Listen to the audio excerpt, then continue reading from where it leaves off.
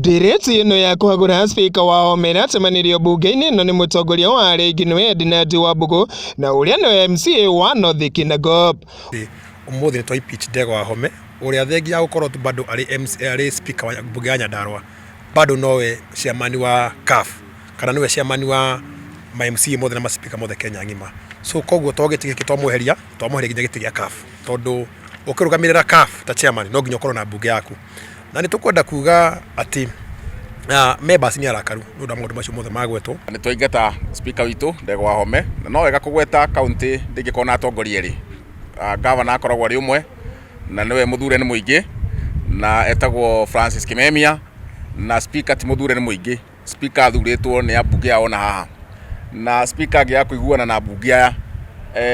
ndari wira. WAHOME aracukirwo kuhuthira wabici uru kwandikithia wira andu 10 aria ni a nyumba yake ungumania gatagati ka mahetia mangi kihiri. Nepotism wakora mundu arandika andu kihorera wakora mundu neroya ngari yake akaminengera na guku ikariho mbeca iria citagirire na kiwatho ni urauga ngari ya CC ngirigire agire kurihwo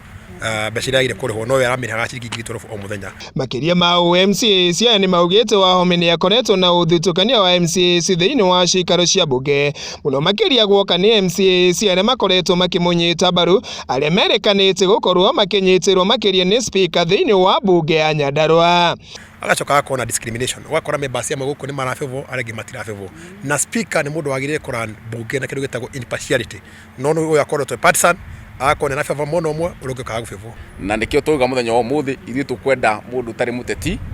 na tukwenda mundu ratu safu ithwe MCAs in the assembly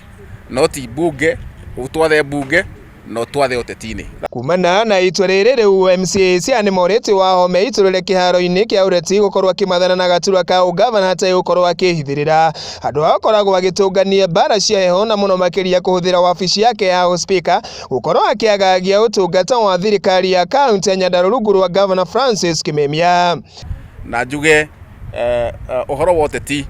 ndungikorwo wi speaker na wi muteti aikono wenda giti kia governor wagirwo guthie kuri muingi wa Nyandarua uguthure uke ukremu maundu macio makoragwo na governor no ndungikorwo wi governor at the same time wi speaker no nginya uthi kwiriraia iguthure nigetha uke execute maundu ma governor na nikithio ta ateti thiini wa Nyandarua ateti ni eri MCAs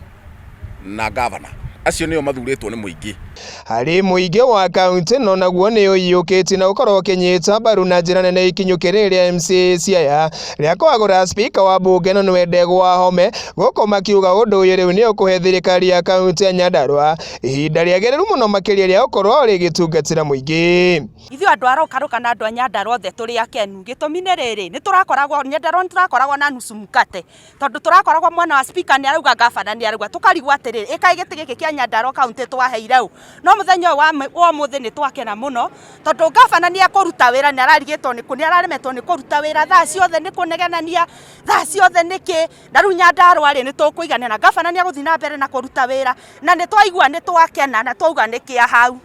GUIKIO TV kuma kaunti-ini ya Nyandarua. Njite Kamau wa Nyaguthii.